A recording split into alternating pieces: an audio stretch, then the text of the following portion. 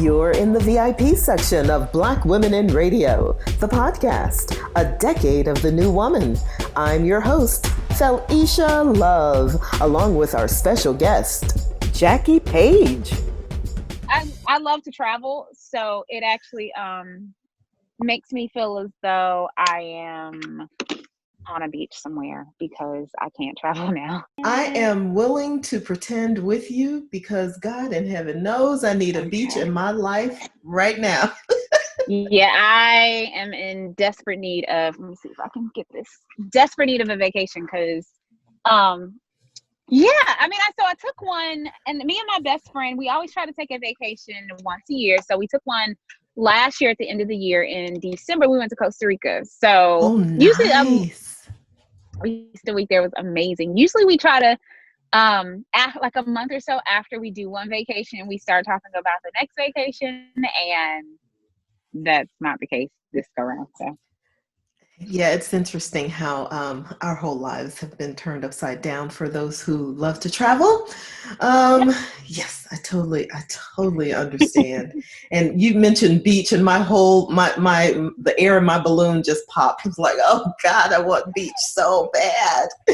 And you know what? I didn't grow up around water, except Chicago, Lake Michigan. But I mean, that's a good bit of water. That's a good bit of water, but beach is totally different. Although we have beachfront too, but let me just say I love traveling. Let me just say that. I get it. Tell me how Costa Rica was. I've always wanted to go there. Costa Rica was amazing. It was one of my bucket list trips. And we found a really good deal. We're like, hey, let's go. So we went, and like that, wow. Breathtaking. The food was amazing. The rainforest, the cloud forest. I mean, it was just really it was an amazing experience. It was if you can ever go, I will say Costa Rica is a place to try out. Paris is a place to try, and Thailand is a place to try. I love that all three are on my list.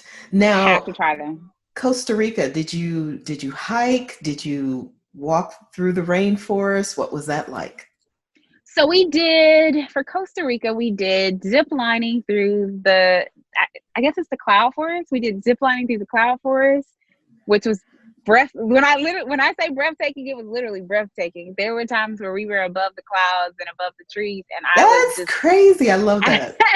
Out of breath. It was breathtaking. We did the hanging bridges, which really high bridges above the trees and the rainforest. That was an amazing experience. The food was great. Like some of the best food and it's funny, before I went, somebody had told me like, oh, the food wasn't that great. It was just like, mediocre at best. And I'm like, I was actually really sad because I'm like, I don't want to go to Costa Rica and not have a good food experience. Yes. There may have been, out of the 7 days we were there, one meal that I didn't like. And it wasn't like this is completely nasty. It was just like, I could do without. Wow. Well, you know what? I always tell people, don't go on someone else's experience because yours could be totally different. And then you wouldn't have the opportunity to experience so it's like taking a blessing away. So I'm glad you did, because now you've got me extra excited to go. I've always wanted to go. Yes, it's amazing. I've been interested in Dr. Sadie and, that whole experience too. And it was when Left Eye went is when I found out about that. And I've been wanting to go ever since, to just be next to nature and enjoy the organic foods. And it's just so spiritually and physically cleansing.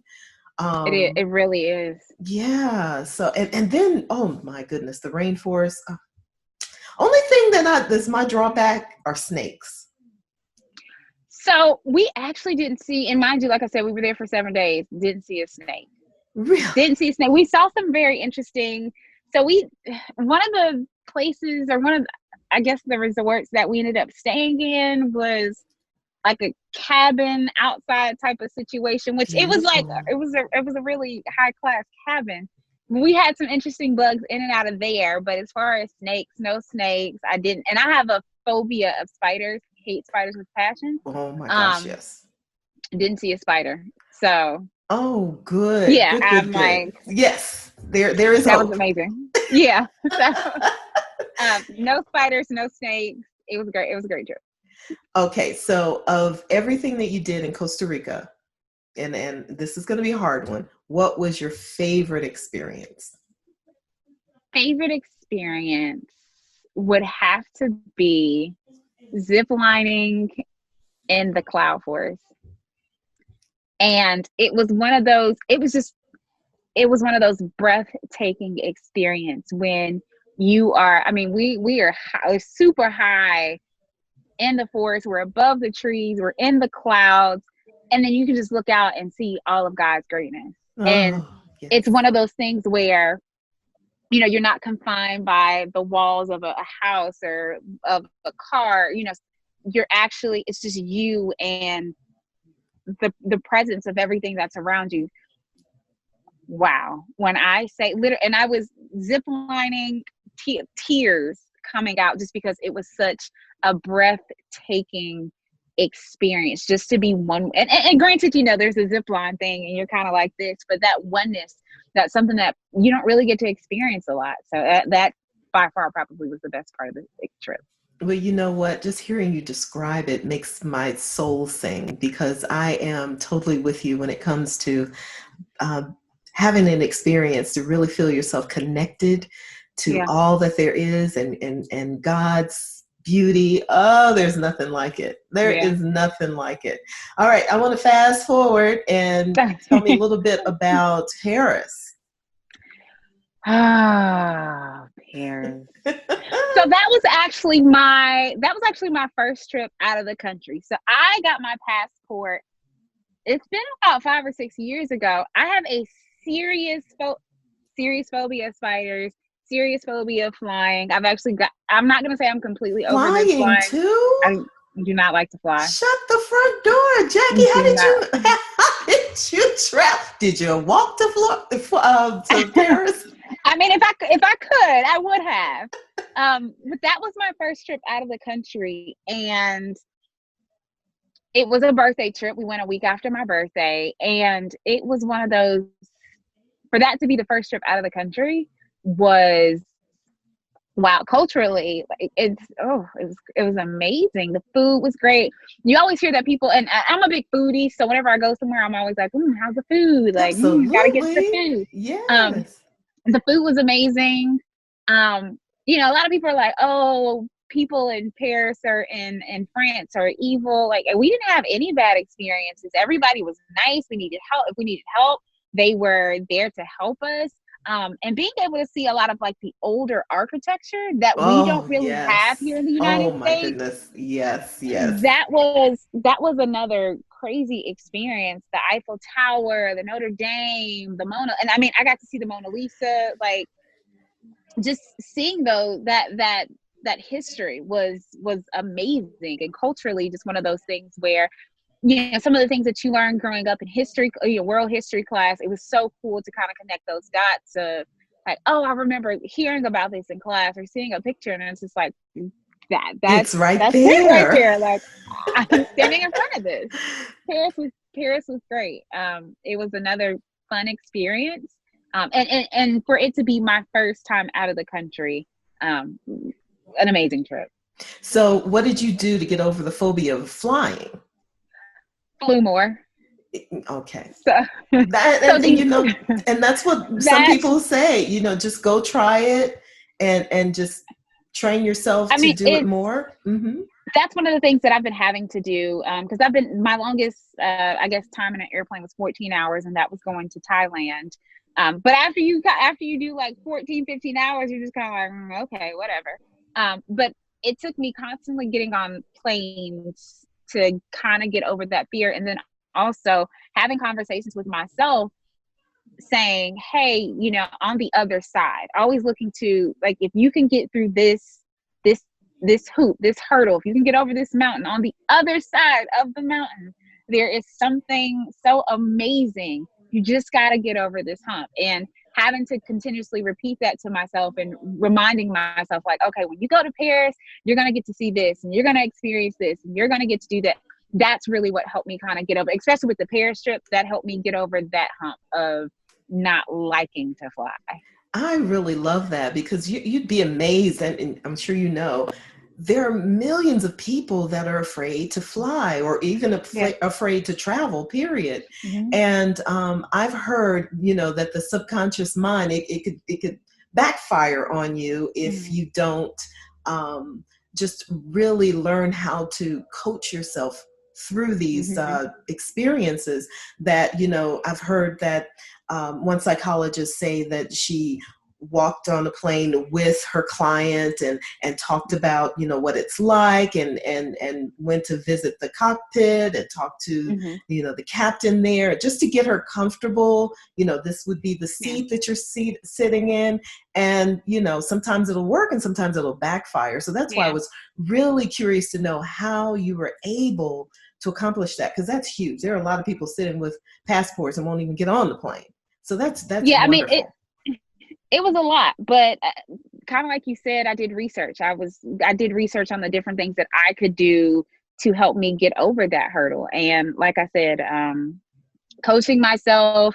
And if anybody is, watching or hearing this and they're like, hey, what are some other things? If, coaching yourself isn't that thing to do, getting a playlist of relaxing music is something else you could do. Also understanding that takeoff and landing are the two most dangerous parts of flying. So when you get up in the air, you're pretty much good at that point. If you see the stewardess walking back and forth and they're calm, cool, and collective, then you should be calm, cool, and collective. When you start seeing them showing out, then get scary. So it's just some of those things that I had to research and see and kind of get through to be like, okay, well, it's not that terribly bad.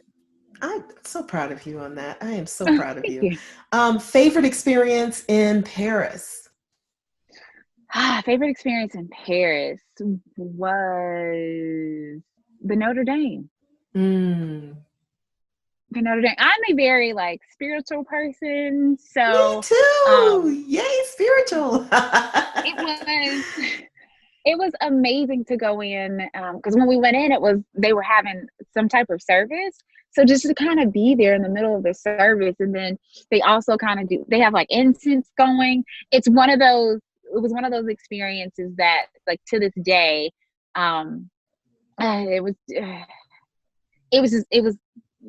to culturally see that, but then also just kind of be a part of the spiritualness of everything that was happening was really, that was great. And then I guess second would be Eiffel Tower, just because that's the thing in Paris that you always see.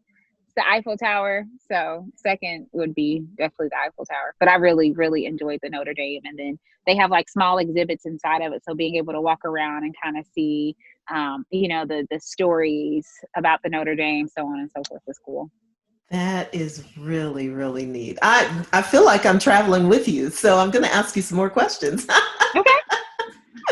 Favorite food at that time? And was it difficult reading the menu to figure out what you wanted to eat? So surprisingly, I ate a lot of pizza in Paris. I love pizza. And it's different, right? It tastes totally different than America. It is. Everywhere that I've gone, that's actually something that I try to try is pizza. Pizza and McDonald's are two of the things that I try to try whenever I go out of the country, just to do a comparison. Favorite food in Paris would have to be, what was the one thing? We went to this, and I wish I could remember the name, but we went to, it was a small little cafe, mom and pop shop. It was not that far from the Louvre. I had found it on TripAdvisor the night before. I'm like, hey, let's go try this place out. It took us, it's 2 or 3 blocks from the Louvre. And it was a chicken marsala. Oh, yeah. And it was the best.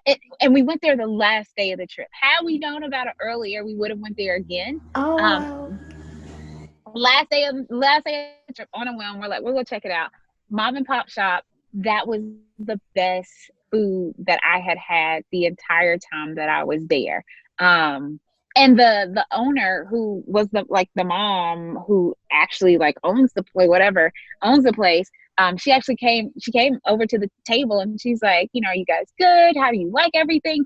So not only was the food amazing, but the experience and the service was great as well. So the chicken marsala situation plate was the best food. Menu wise, surprisingly, they had, and if I remember correctly, they had things in, I guess, French and in English, so that it was a little easier to go between the two. Yes. And if we needed help with something, the server was more than willing to help. So it wasn't that difficult as far as like getting and ordering food. Love that. Love it. Love it. And the third place that you went was Thailand. I am so excited to go to Thailand. I have used one of my Instagram pages as like my living and breathing vision board. So Thailand is all over it. Oh. The water and just tell me your experience. You were there firsthand. What was that like? Thailand. If I had to rank all of my favorite trips, Thailand would be at the top for a number of different reasons. One, that was my longest flight. So overcoming that hurdle was an amazing, that was great for me. The food for the most part was okay. There was a few places where I was just like, I don't know about this. Everything was really cheap, which I absolutely loved. Right. That was great. And then we started off in Bangkok, and then we spent like 7 days in Bangkok because it was a 14-day trip. 10-day trip. So we did 5 days in Bangkok and then 5 days in Phuket. So we started off in Bangkok, and then we went to Phuket, and the beaches, the tropicalness of it all was another one of those very spiritual experiences. We went to the I think it's PP Islands. We went to the PP Islands, and just to see how there were like rocks coming out of the ground is one of those things where it's just like, oh, only God could have done this. Yes. And then that was my first, and over the last few years, I feel like I have conquered a lot of firsts.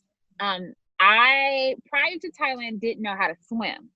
And one of the things that me and the girls wanted to do, we wanted to go snorkeling in the ocean. Yes. So I spent September. We went in December. I started taking swimming lessons in August. I spent August, September, October. I spent about 3 or 4 months taking swimming lessons to overcome the fear of getting in water.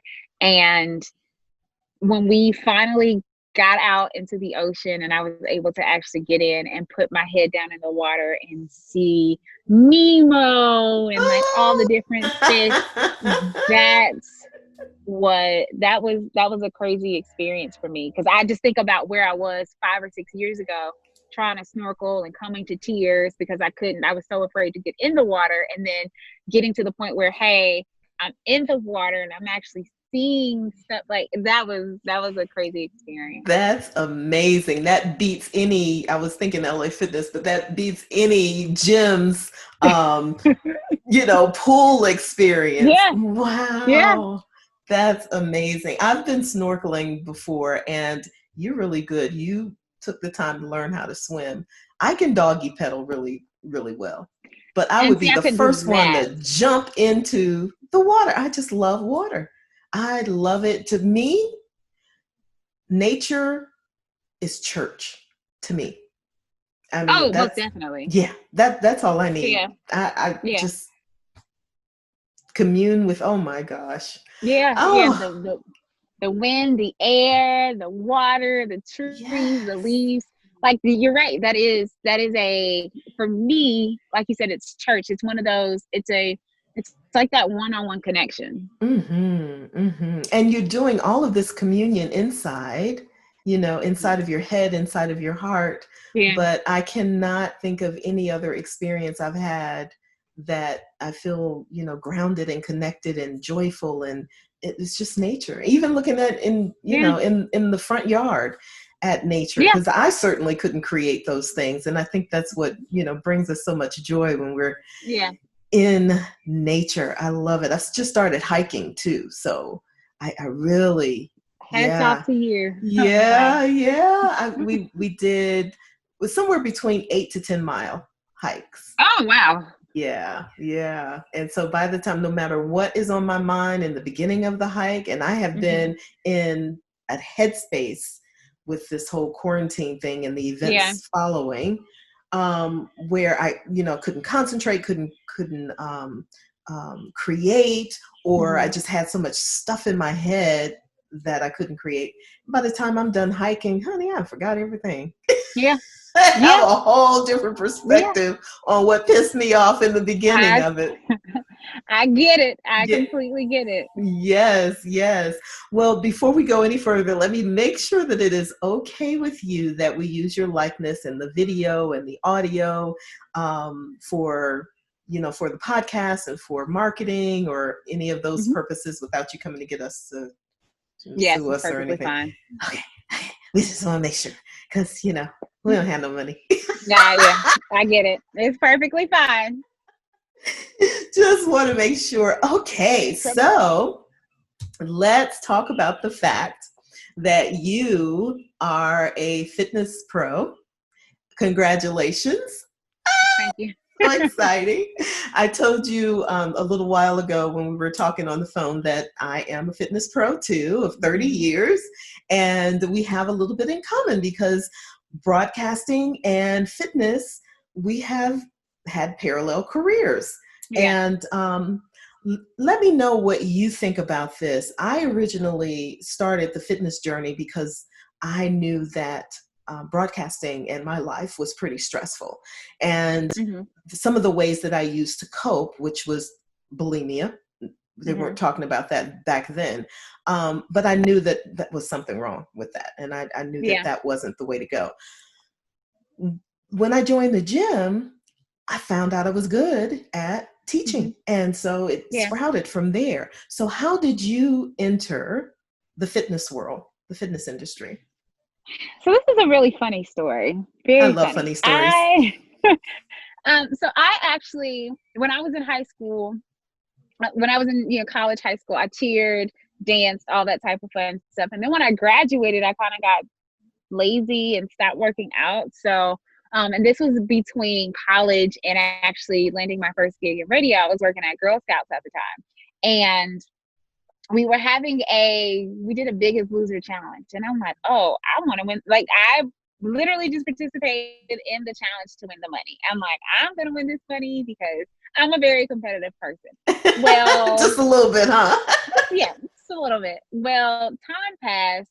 We went through the challenge. I ended up losing weight, but I didn't win the money. Like, I didn't win the money, but I ended up losing weight. So that's kind of what kicked it off.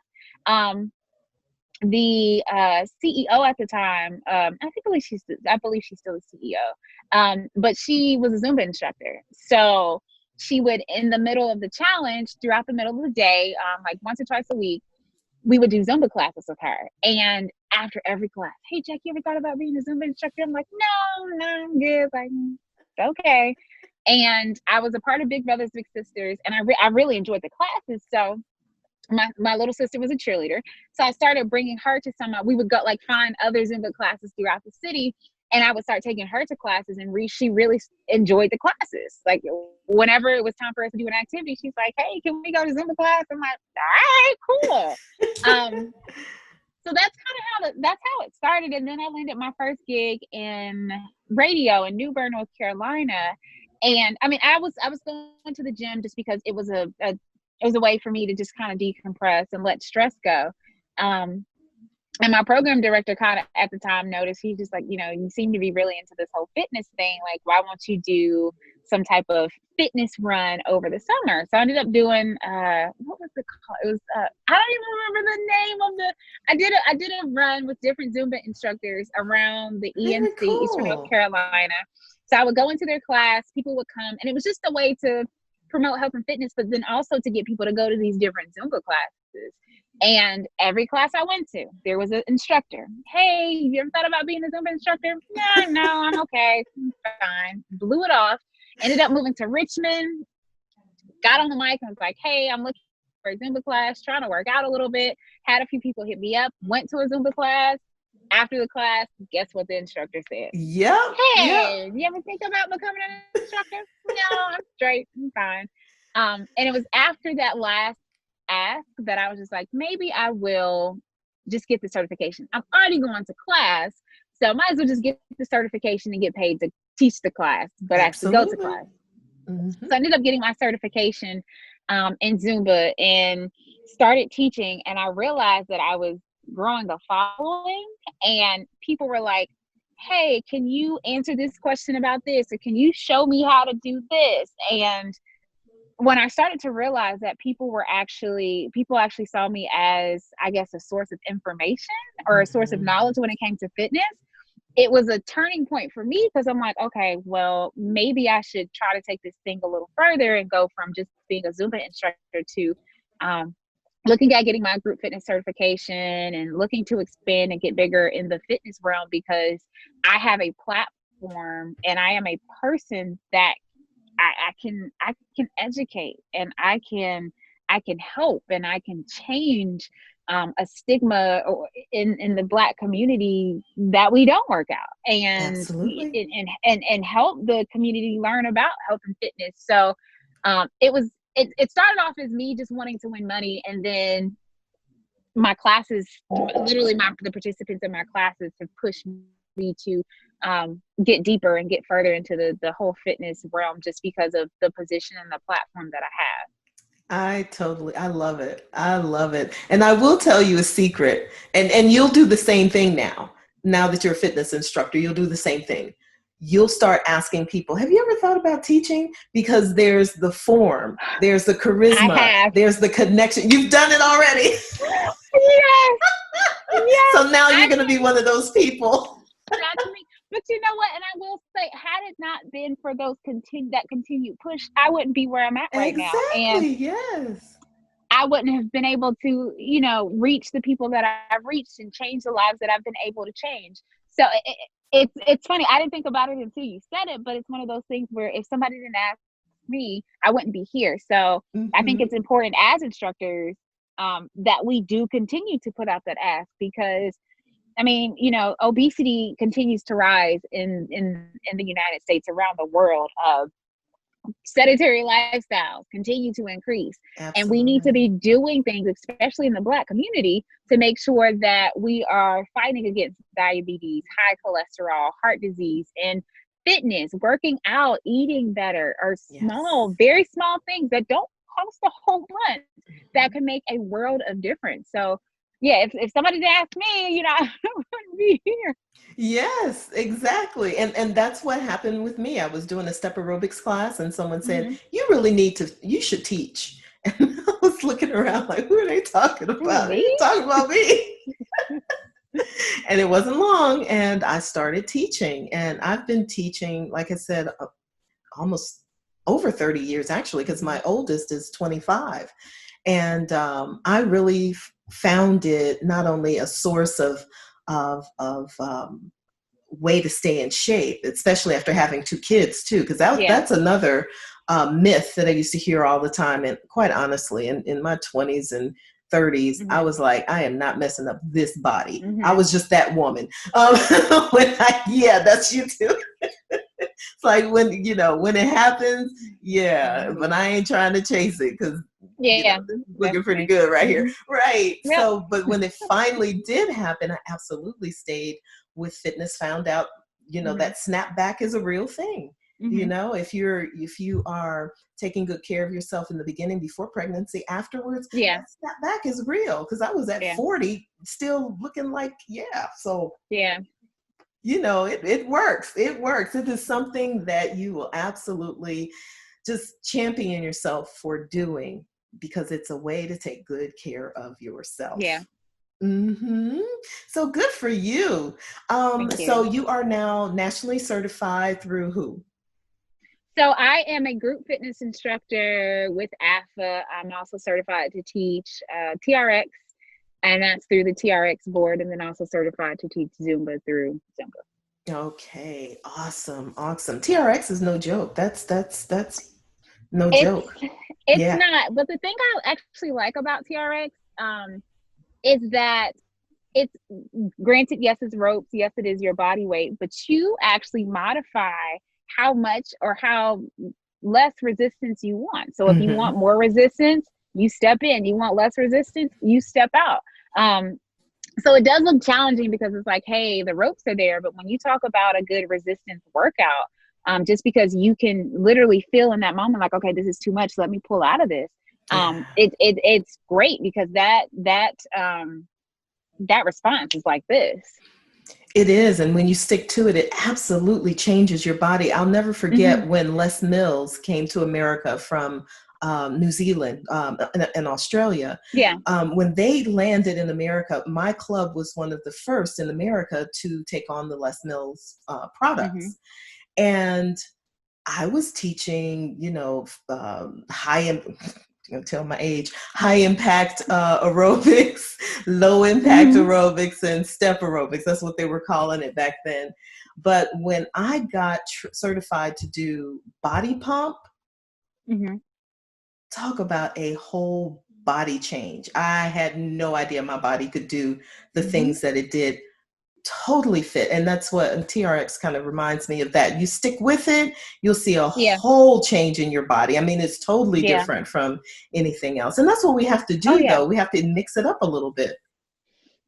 Completely agree. Yeah. Integrated fitness it's definitely important when it comes to working out and seeing results. I think we get stuck in like, and I've been there. Oh, Zumba, Zumba, Zumba, Zumba, Zumba. But cardio is great, but you also have to build your strength. You have to build that endurance. You have to get into a little power. Like you have to get into a number of different phases of the fitness realm or of classes, pop into different classes so that, like you said, your body can continue to grow so you can see those changes. So, yeah. That's the crazy thing, even as fitness instructors, when we're used to the workout that we're giving everybody else, most people think that we're working out, but that's not really our workout. That's our playtime. We have to do something totally different and more challenging in order to trick our bodies to get to our next level. So yeah, you gotta love it. You gotta love it. But it is full of surprises for sure. Yeah. Have you ever tried yoga?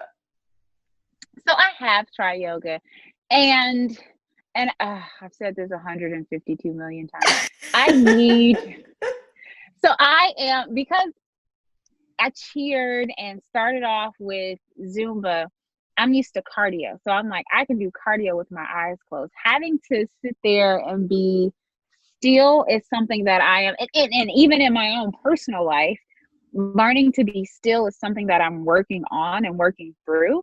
So I have done a few yoga classes. It's one of those things that we're working on. I understand the importance of it. I need to stretch more. I need to be more flexible. I know that I understand it.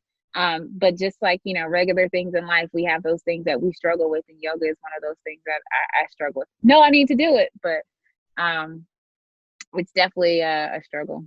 Yeah. Well, I was thrown into it. I was the high impact girl, the one that's me. Yeah. Yes, bubbly and let's go.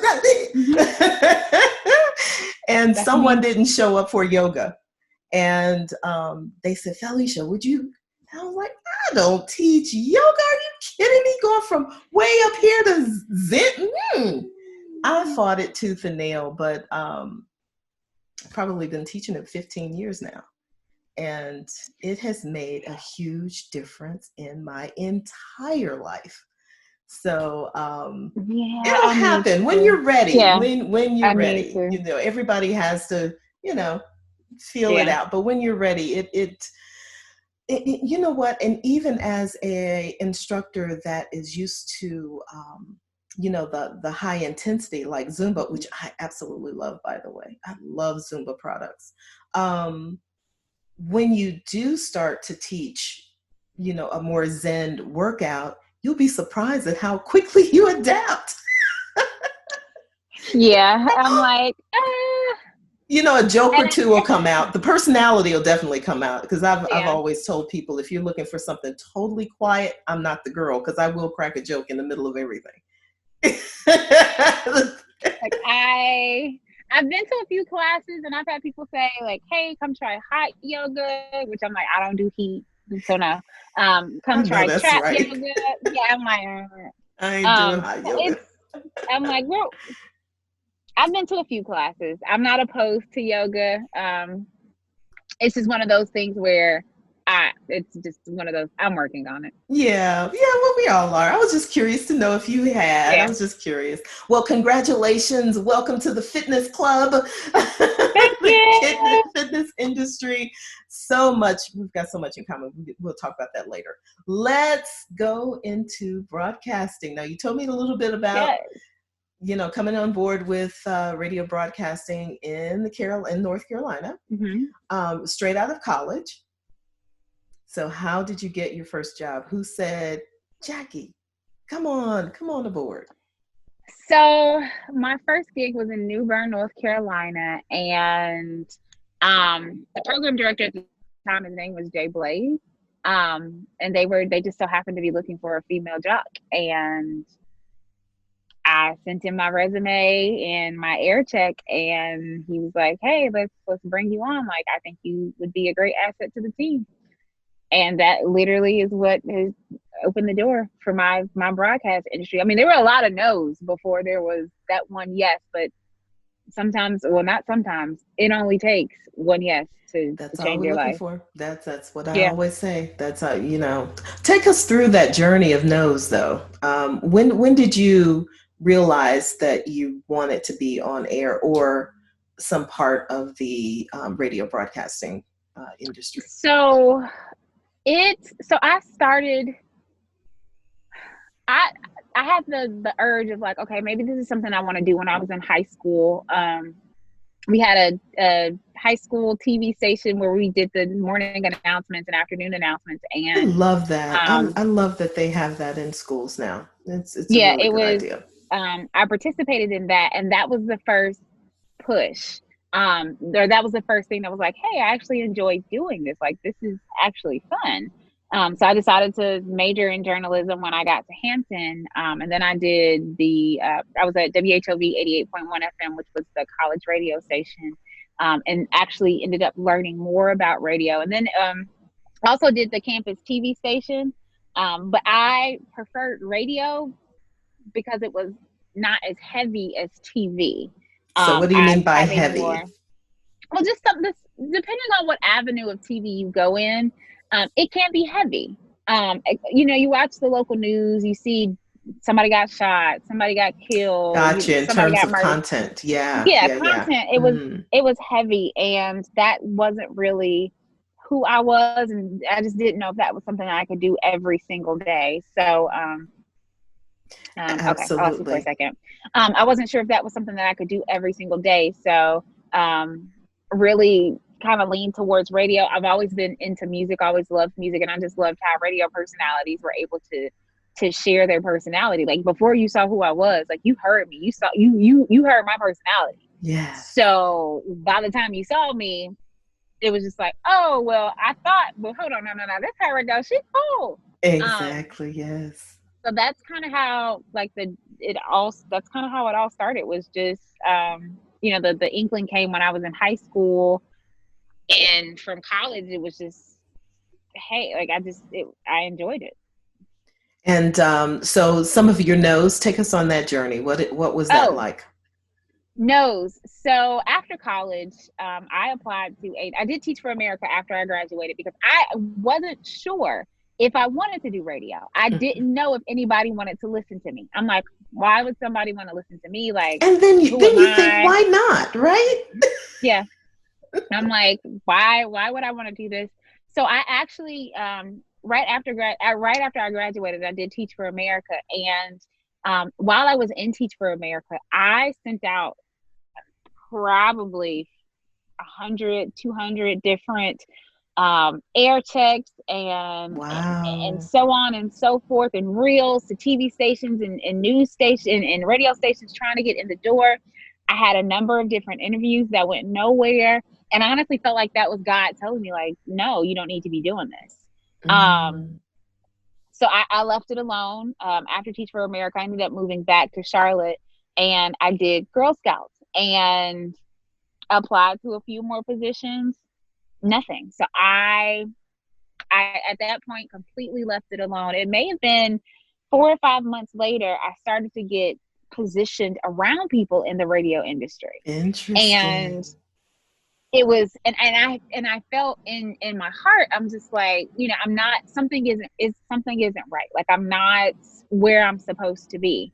So at that point, it's like, okay, well, let me start praying and let me start listening. And I just felt like God was saying again, like, hey, do this, like, start applying. I started applying, and I got more no's. But this time, instead of just taking the no, I started reaching. If I sent you an email and I'm like, hey, you know, I'm interested in a job, and if you reply back to me and was like, oh, you know, we're not looking for you, or not looking, you know, you're not what we want at this time, I replied back and was like, well, what do you want? How can I get better? Like, there was a shift in the no. It wasn't like, oh no, this is the final put for me. Like, it stops here. It was, okay, well, this is a no, but why are you telling me no? I need to know why you're telling me no so that I can make this a yes. And after about 200 or 300 no's, it became a yes. But I took those no's to get to the yes. And that's one of the things that people don't do, is they hear no, they stop right there. Oh, I'm done, I'm finished. But take those no's, especially if this is something that your heart is set on doing. You have to take those no's, and you have to figure out why they were no's so that you can make them a yes. Absolutely. That's why I asked you that question, to take us on that journey of no's, the sea of no's, which nobody likes. It was a lot of them. I just talked to Helen Little just a day ago, and we were talking about no's, and she said she's allergic to no's. Honey, I totally understand. I used to just roll up and curl up and just in a ball, just like, what do you mean? But, you know, it's a part of the process. And it's amazing how people assume that, well, some people are handpicked and they get positions and they don't even experience the no's. But then those are the very ones that if they get fired from the job, which is another part of broadcasting, another very significant part, normal part, they lose it, you know? So good for you. Good for you. But, you know, when you know that your purpose is just ahead of you, you don't have a choice but to keep going. You know what I mean? It's like you can't stop, because it's like there's got to be something else. There's something else there. So good for you. Good for you. And so where are you now? So I am currently located in DC. So I do middays for WKYS 93.9 right here in the DMV area. I'm also in Richmond, Virginia, iPower 92.1 1041, and then also in Charlotte at 927 The Block. But our home base is right here in the DMV. Very good. Now, are you live on all three, or are you voice tracking some, or? So Charlotte and Richmond are syndicated, and DC is live. Awesome. Awesome. So are you in the studio? Which do you like most? Do you like being in the studio, or do you like working from home? So I like, it's weird. I love being in the studio. I really do. But I have noticed that I'm a little more productive at home, because and I think it's because I don't have all the extracurricular shenanigans that happens in the studio.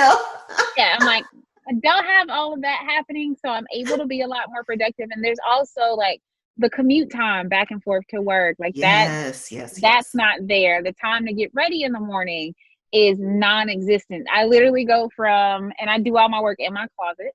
And initially it started off as my job, but I like the differentiation between my closet is my workspace, and then like the rest of my place is my place. It's so your sacred space. I love like that. Great idea. There's a split, like work is in the closet, and my life happens out in the rest of my house. I love that.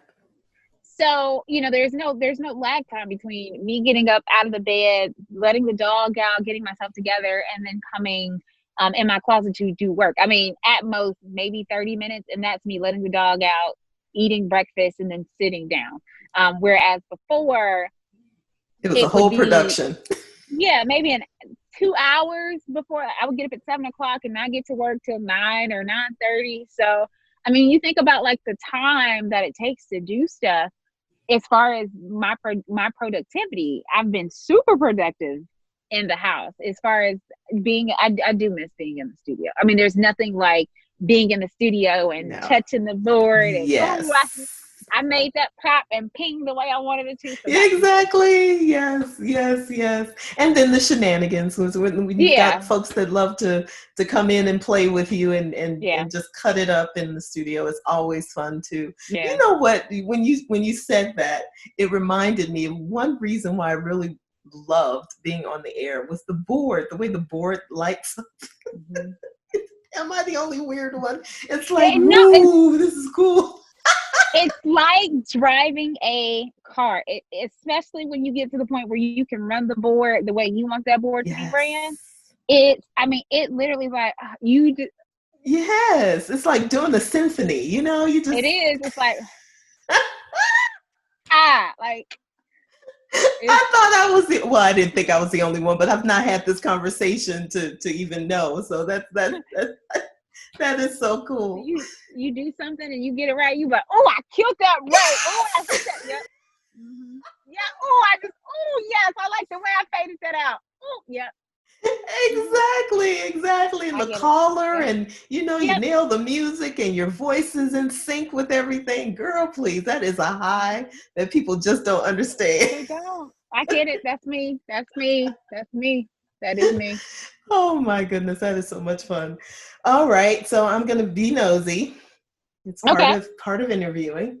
So what is dating like for Jackie? Non-existent.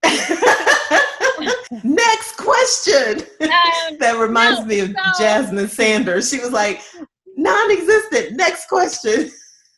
So the life has been interesting for me the last few years because I have moved from New Bern to Richmond to DC and all in like a 5-year time span. So it's been very difficult to find somebody when you go from one city to the next city to the next city. And then like in my head, I'm just so focused on me right now and focused on work that I just haven't really taken a whole bunch of time to invest in anybody. I mean, if somebody comes across my path, and I'm a firm believer that everything has to happen in due season. I'm not going to rush to make anything happen. If somebody walks across and I'm like, oh, okay. It'll happen when it's supposed to happen. But as of right now, Jackie is really focusing on work, trying to get through COVID-19, the new city that I'm in, continuously building the fitness brand. So Jackie is just doing Jackie right now. That's a beautiful, healthy way to look at it. I think when we get hung up on what is supposed to happen versus just going with the flow, we tend to make more mistakes than we need to make, and I love that, going with the flow. Absolutely. Same here, single, somebody wonderful crosses my path, trust I will notice. But right now I'm like, I'm fine. Right now it's all good. It is all good. So let's talk a little bit about happiness though, because some people tend to believe that they're not happy unless they have someone in their lives. And there is a difference between being alone and being lonely. So let's talk a little bit about, what it's like to be a single woman who is thinking about her career, and how do you handle those aspects of yourself? Because they do crop up here and there. Yeah, and they do. I'm human. I don't want people to think that I'm not human. I am. And we all have our moments where we do get lonely. But I have more days of I'm just enjoying Jackie than I get lonely. One of the things that I like to tell people, especially when it comes to relationships, is in rushing into stuff. Absolutely. You spend 18 years with, your parents. You spend 18 years with that guardian or whoever. And if you go to college, you spend an extra 4 years living with somebody. And then at the age of 21, 22, whatever, you know, age you decide you want, or whatever age you decide that you graduate from college, that's literally the first time that you were on your own by yourself. And this is that time for you to learn who you are, love who you are, see whose you are. So why not enjoy this experience of just, if the dishes are dirty, they're dirty because I made them dirty. If I don't have any food in the refrigerator, it's because I didn't get up and go put any food in the refrigerator. I don't have to answer to anybody. I can take this time to really deal with my emotions and learn how to love on me before I love on somebody else, because you can't love somebody else if you don't know how to love self first. Like, that's just the whole, you try to love somebody and you don't know how to love yourself. That's just, that's the accident waiting to happen. So are Girl, there moments collision. Wait. where, yeah, like, oh, do I have moments where I do get lonely? Yes. But overall, it's one of those things where, again, when God sees fit, it will happen. But right now, you know, obviously there's something else that he's trying to show me and teach me about me. And it's just not that time. And I'm okay with that. I'm enjoying this time of enjoying me and enjoying my space and not having to answer to anybody, and figuring this thing out by myself. Yes. I have told so many people to just relax, go with the flow. If it's not happening, it's not happening because for a reason. You Yeah. know, slow down enough to figure out what it is that you really want. Mm-hmm. That way, when things pop up, you have a clue as to Yeah. which direction you want to go into. Yeah. I love the fact that you're so young and you get it. Do you know how many Yeah. people don't get it and they're just reaching for straws? It's like anything warm and Oh breathing, yeah. you know, come into my space. But I love the fact that you are so connected with yourself, that you're willing to love on you more and make the core of yourself stronger, you know, so that you can conquer the world when you're in that mindset. And that's Yeah. beautiful. Totally unlike my parent or even my generation, when Mm-hmm. we were told, you know, go to school, graduate, get Yeah. married, then try to have a career. You know, that Yeah. was just like a kind of a side thing. So Yeah. good for you. I love it. Thank you. I love it. You make me warm and fuzzy all over. I love it. Thank you. I'm animated. Ignore me. Um, you ought to know, though. You totally know. Yeah, I get it. Oh my goodness. Well, tell me, how many people have you made some really neat connections and relationships with in the industry? Has that been successful for you, or do you feel like a network like Black Women in Radio is helpful? What's your experience like there, networking? Networking initially, that was actually something that I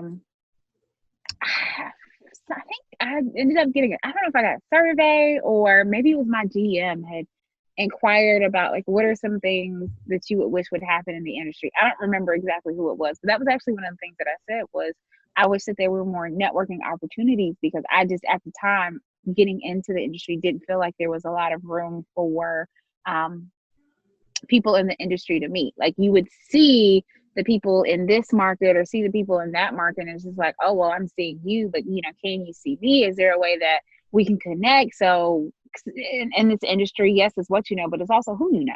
So it's Absolutely. like, you know, how can I get my name out there so that people, you know, will start speaking my name? So that was actually one of the things that I said initially getting into the industry. And it was social media that really opened the door for me when it came to connecting with other people in the industry. And yeah, some people are going to respond, some people don't. It is what it is. But social media helped. And then once Black Women in Radio came around, it opened a completely different door. Like, it's great to see people in the industry, but this is a time where we really need to be rallying around each other, and as a Black race and as women, to say, hey, like, let's link together and let's show this world what we are capable and what we have been capable of doing. So when Black Women in Radio opened up, when it started, it opened up a completely, and this is me being at the time in Richmond, it opened up my eyes to so many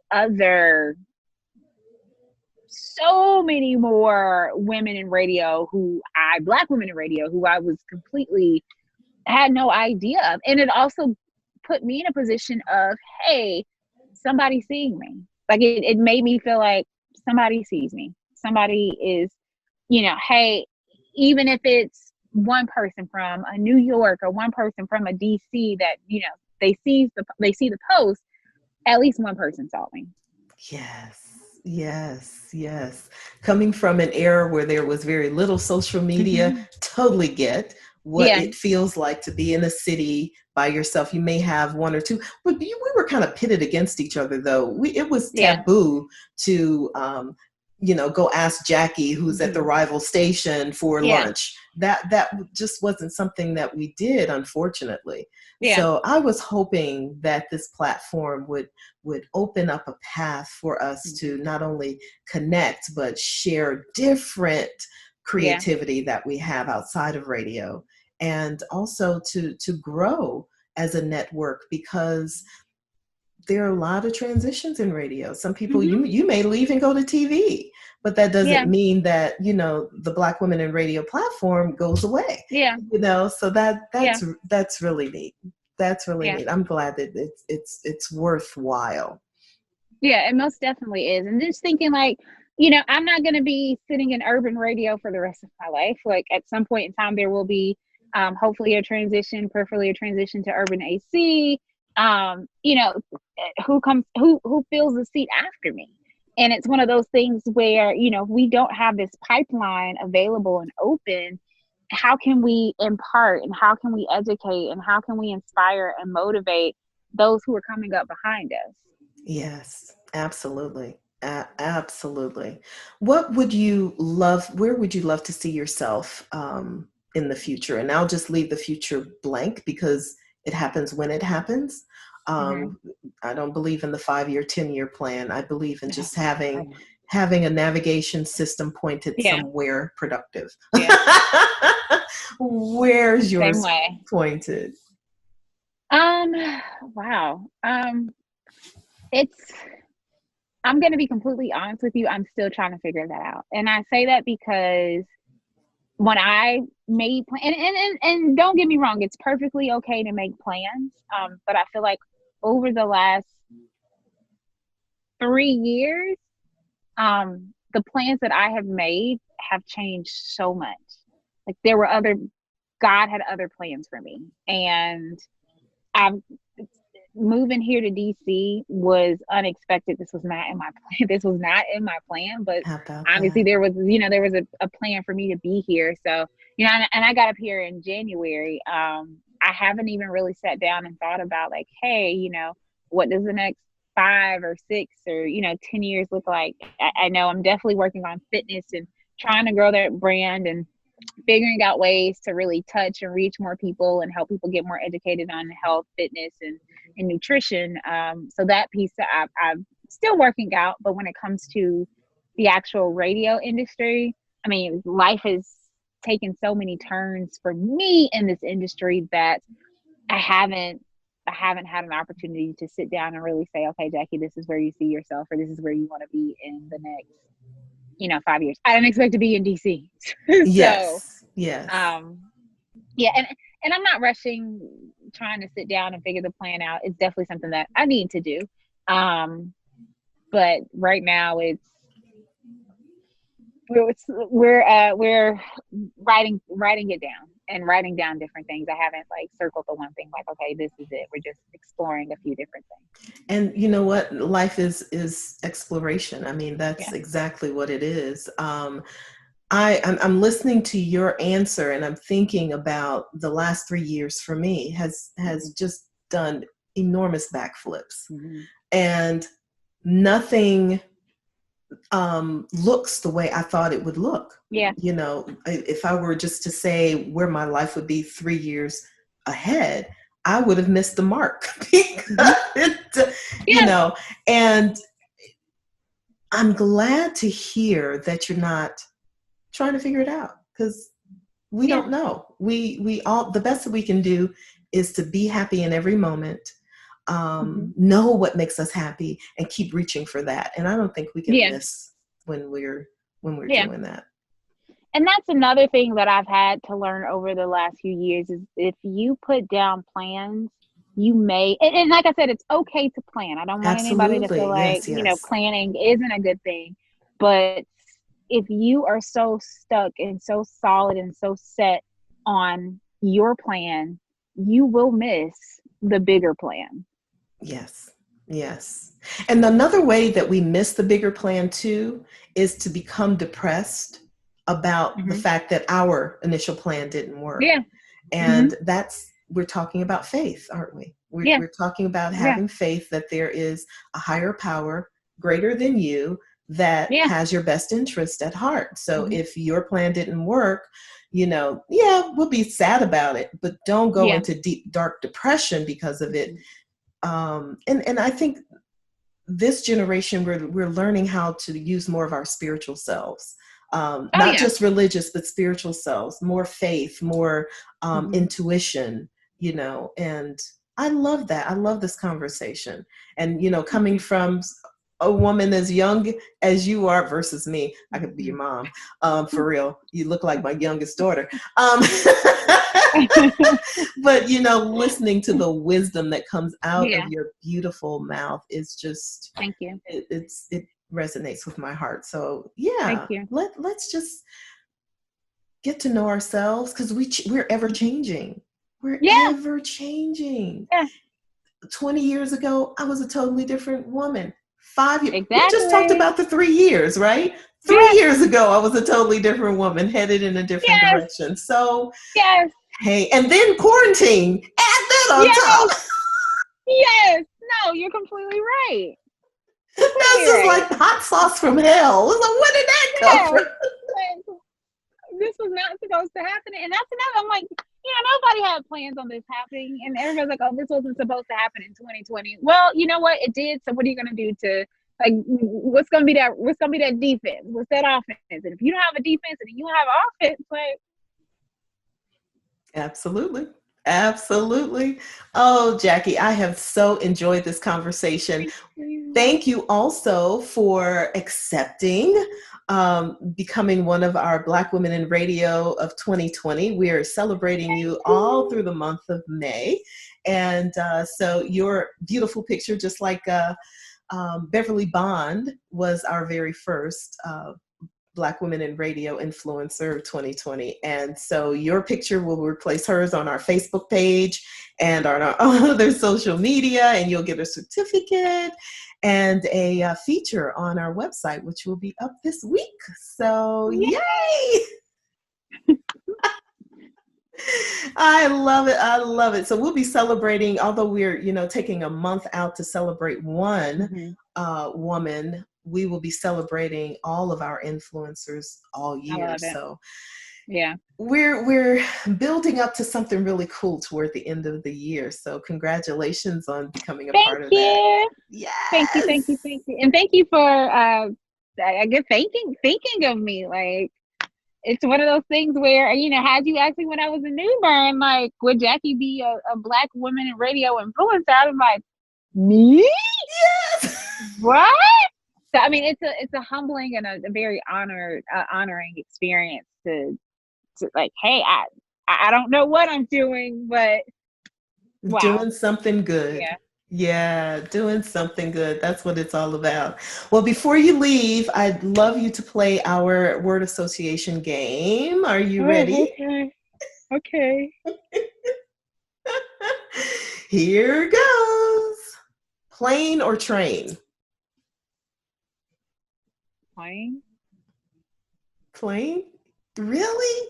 You have beat that bad boy. I love it. I love it. This is one of Helen Little's questions. So I used that first. Awesome. Okay. I'm celebrating you so much with this plane thing, because you love traveling and you conquered that beast. I love it. Indoors or outdoors? I'm gonna have to say indoors, and that's just because I have allergies. And I don't like bugs. Spoken from the woman who's visited the rainforest, ladies and gentlemen, who has been flying above the clouds on a freaking zip liner. This is the woman that says indoors. Indoors. Yep. I love it. Wine or shots? Wine. TV or the gym? The gym, of course. I love it. Any day. Me too, girl. Woo, I can get my fitness on.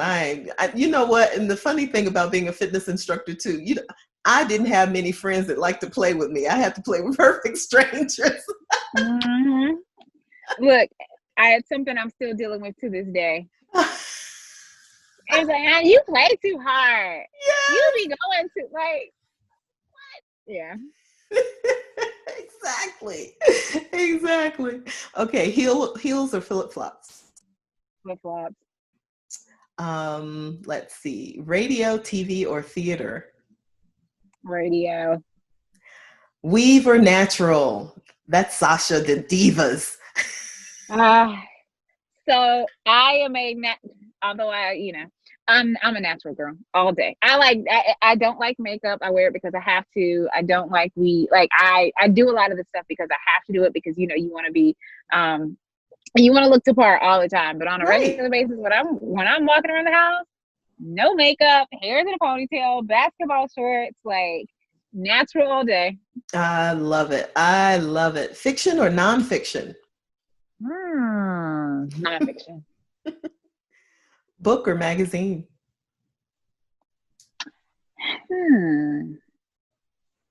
Magazine. Marriage or a buddy? At this point in my life, I'm going to say a buddy. Okay. Oh, this is really going to get you. Mountain or beaches? Beaches. How about religious or spiritual? Spiritual. R&B or hip hop? Oh, it depends on the day. I know, right? We're music lovers. I know. I'm like, I have some days where I'm like, let me be ratchet, and then other days where I'm like, I just need to be calm, cool, and collected. I'm gonna go with the R&B. Okay, 2 more. Sports car, a luxury car, or a USV, a SUV. Luxury. I feel like it's a good balance between the two. And steak or sushi? Sushi. So I actually don't eat beef. Okay. All right. Well, thanks for playing our game. Do you have a question you want me to ask another Black woman in radio? Do you have one you can add to this list? Let's see. I've gotten some doozies, boy. Ooh. Night or day? Okay. Yeah. Okay. I like how, that can be used in so many different ways.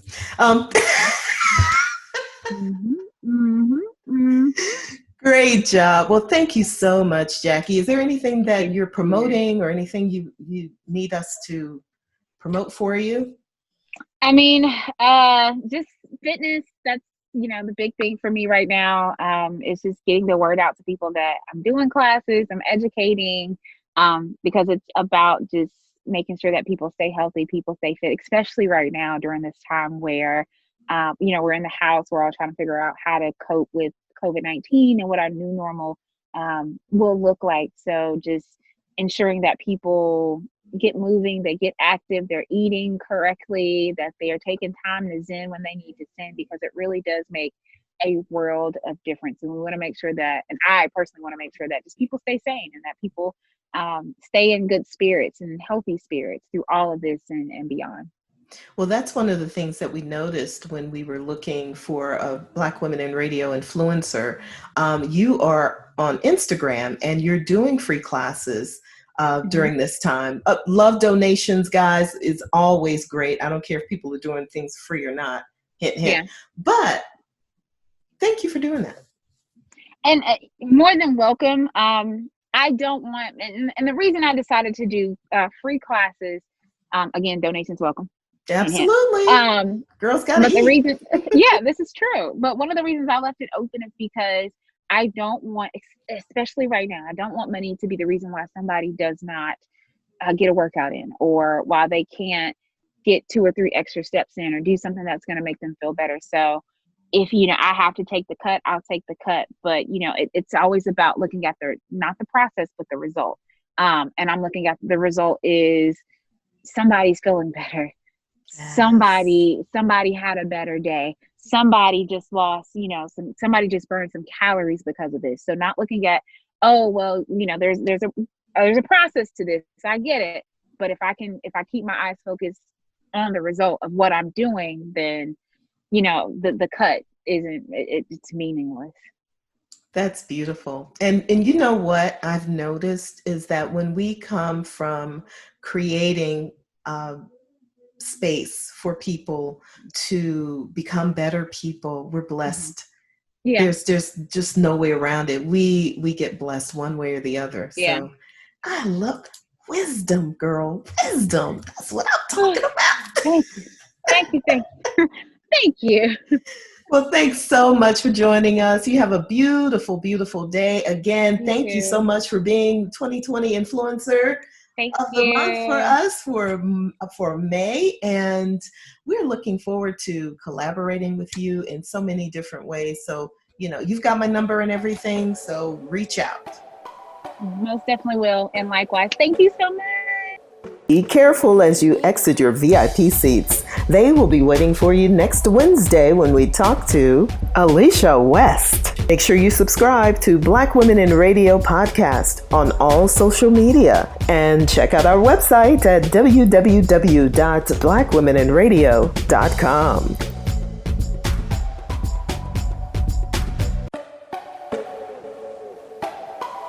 I'm not pregnant anymore.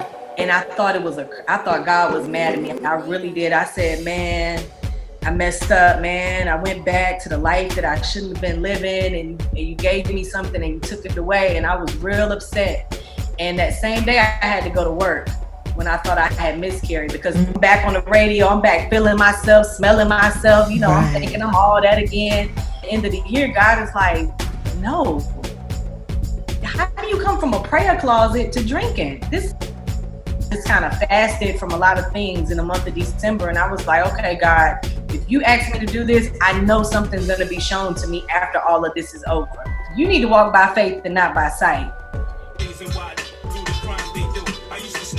see if she's going to let me do this break without crying. And she's like, you're 10 weeks pregnant. Never knew you could be that tired with a kid. Now, I've been trying to cover it up and hide it because I'm this strong woman and people expect me to be happy all the time, but I'm depressed. You know, people are calling me that knew I quit my job and they're like, are you okay? Do you need anything? I'm like, I'm good. Y'all need something? I'm happy. You know, I'm doing my gospel show now on Fubu Radio.